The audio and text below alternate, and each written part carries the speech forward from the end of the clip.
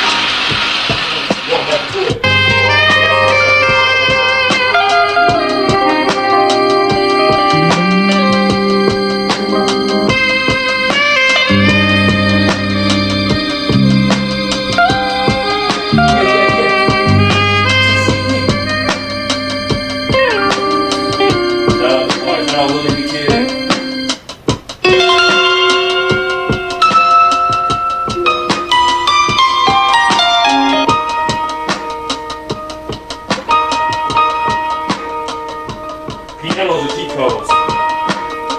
And these numbers are key.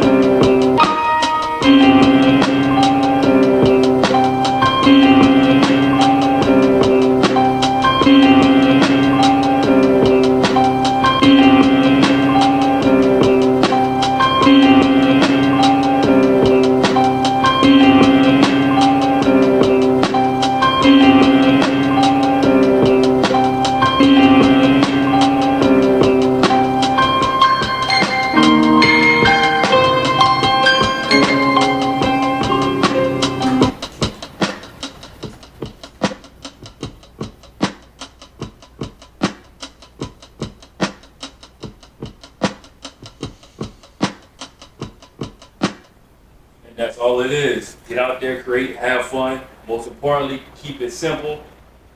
If it feels good, it feels good.